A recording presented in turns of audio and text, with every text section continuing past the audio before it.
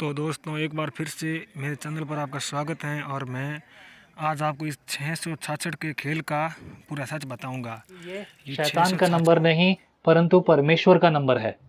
सवाल ये है कि 666 शैतान का नंबर है या परमेश्वर का नंबर है। जवाब आपको मिलेगा, सवाल आपके, जवाब बाइबल के।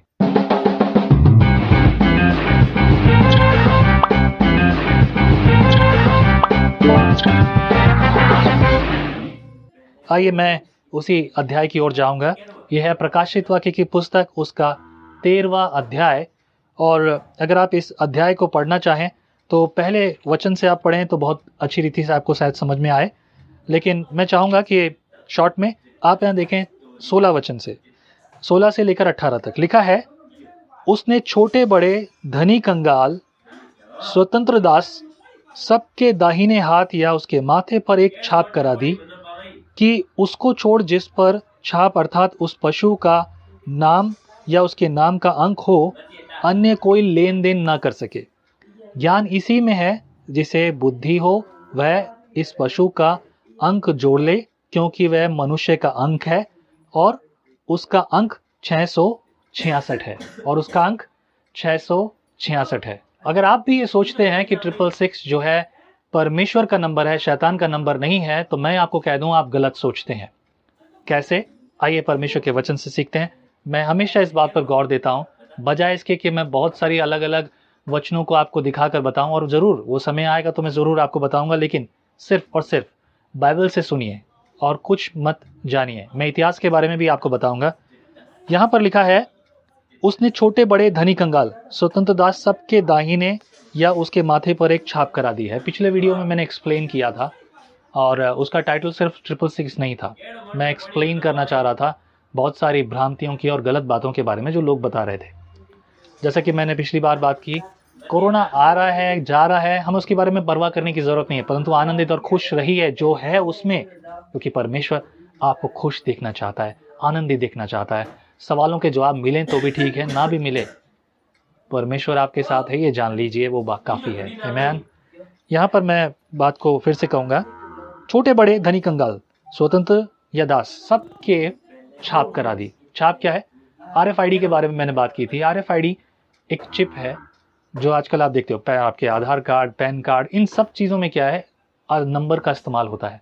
RFID एक ऐसी चिप है जिसमें नंबर जो है रेडियो एक्टिवली रीड किए जाते हैं, और वो चिप 2 जगह लगाई जा सकती है शरीर में, जैसा कि बाइबल में लिखा है।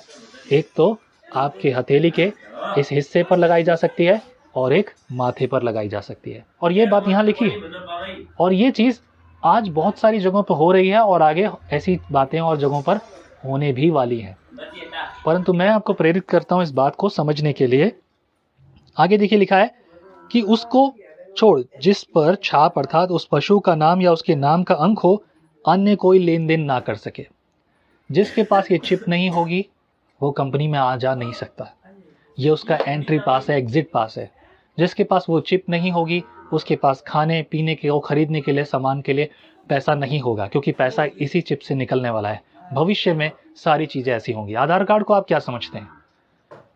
बहुत सारे लोग ऐसा सवाल भी पूछ रहे हैं, आधार कार्ड बनवाना चाहिए कि नहीं बनवाना चाहिए? बिल्कुल बनवाना चाहिए मेरे प्रियो। पर आधार कार्ड किस लिए बना था? आधार कार्ड का अगर इंग्लिश में आप नाम देखें तो वहाँ लिखा है यूनिक आईडी। यूनिक मतलब सारी आईडीज़ की इंफॉर्मेशन एक ही आईडी में है। और ये जो चिप आपके लिए भविष्य में जब तैयार होगी, ये आपके लिए नहीं है, परंतु भविष्य में कुछ लोग ऐसे हैं जो अभी शायद सुन रहे हैं या नहीं भी सुन रहे, उनके लिए आईडी का ये चिप ज़रूर बनेगी, और वो बन चुकी है, चल भी रही है, लेकिन उसके बारे में बात और करूँगा मैं। आधार कार्ड में सारी इन्फॉर्मेशन होनी चाहिए थी, आपका पासपोर्ट, आपका लाइसेंस नंबर, आपका ब्लड ग्रुप, इसीलिए उसका नाम है यूनिक आईडी, यूनिक आधार। पर फिलहाल किन्हीं कारणों से वो नहीं हो रहा, which is good thing, actually अच्छी बात है, पर होना यही चाहिए था। एनीवे, कि ये चिप आ रही है या नहीं आ रही है, इससे वाकई में कोई फ़र्क नहीं पड़ता, क्योंकि ये चिप, ये इसका लागू होना कब होगा? जब मसीह स्वर्ग से धरती पर आ जाएगा, आपको और मुझे ले जाएगा, उनको ले जाएगा जो कि परमेश्वर के हैं, जो परमेश्वर के साथ ईमानदारी से अंत तक धीरज धर के खड़े हुए हैं, प्रार्थना में लगे हुए हैं, मसीह उनको ले जाएगा। आमीन, हालेलुया। और उसके बाद एक ऐसा व्यक्ति खड़ा होगा, ऐसा मनुष्य खड़ा होगा जो कि मनुष्य पूरी पृथ्वी पर हर एक पर राज करेगा और उसका स्वभाव, उसका कार्य कुछ इस तरह का होगा। वो पहले अच्छा अपने आप को दिखाएगा, जैसा कि हमेशा होते हैं, नेता लोग आते हैं, बातचीत करते हैं, अच्छा दिखाते हैं। एक कंपनी के बारे में आप ज़रूर जानते होंगे जिसके ग्राहक आप भी हैं, मैं उसका नाम नहीं लेने वाला हूँ। वो कंपनी के आपने मोबाइल सिम आपने खरीदे और आपने लिए, आपने सब्सक्रिप्शन लिया, सब कुछ लिया और अब आप धड़ल्ले से उसको यूज़ कर रहे हैं। फ्री में यूज़ किया आपने, लेकिन आज आपको उसके बहुत पैसे देने पड़ रहे हैं। उसके बाद समय ऐसा आया, सारी कंपनियों के भी पैसे बढ़ गए।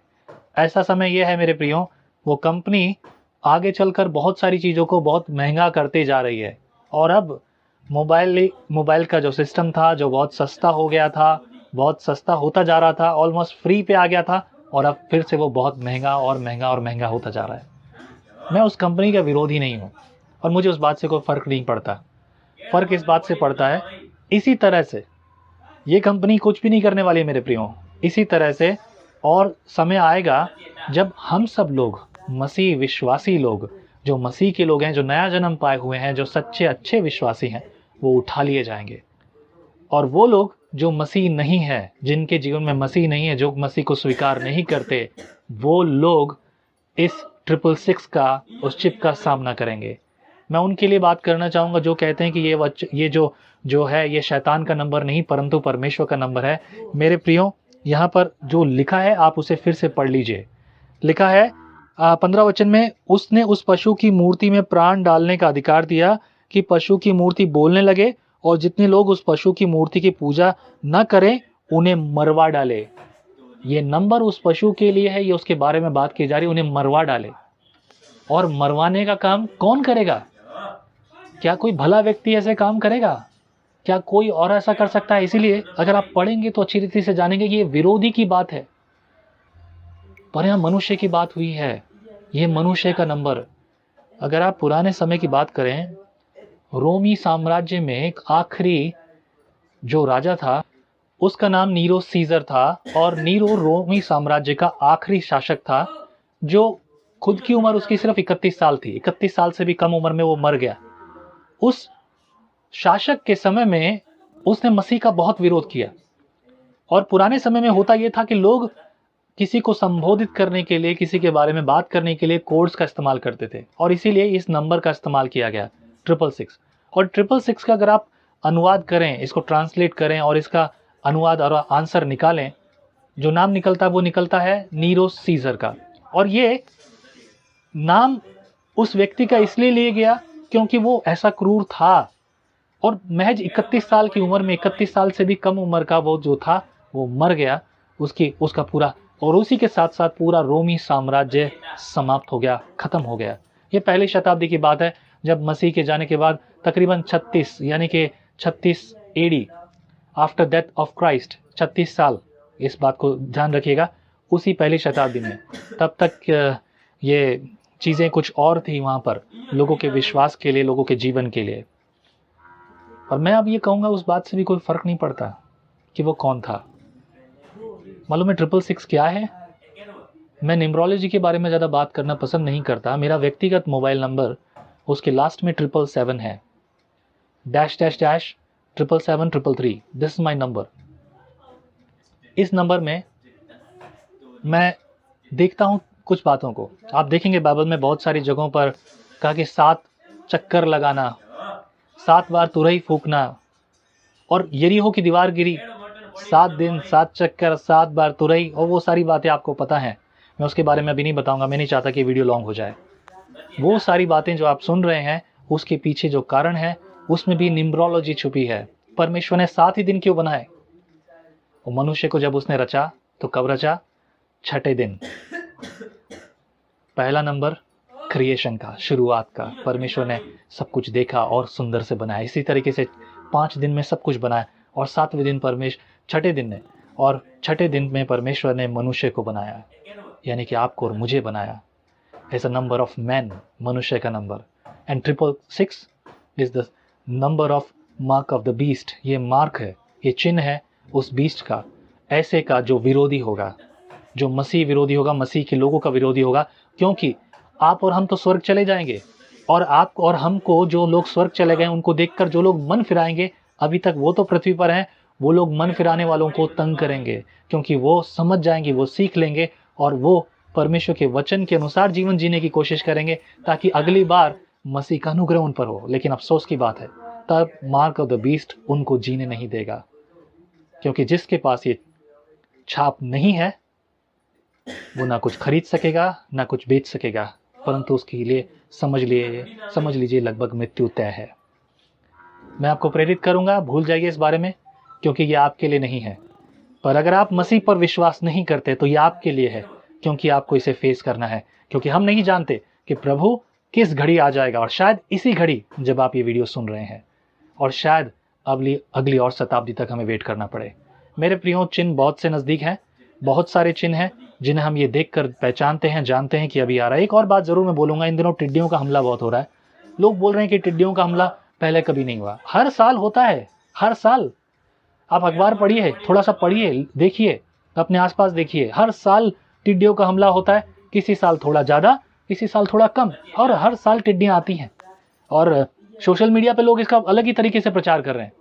लोग उस टिड्डियों के वीडियो के साथ ना जाने कैसी कैसी आवाज़ों को मिलाकर और कैसी कैसी बातों को, देखो परमेश्वर के वचन में लिखा है। अरे हर साल हो रहा है मेरे भाई, आधे अधूरे ज्ञान को मत लीजिए।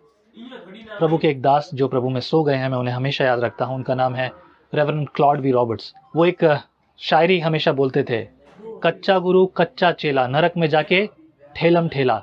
आपका और मेरा गुरु कच्चा नहीं है, यीशु मसीह है। पर अगर आपने और मैंने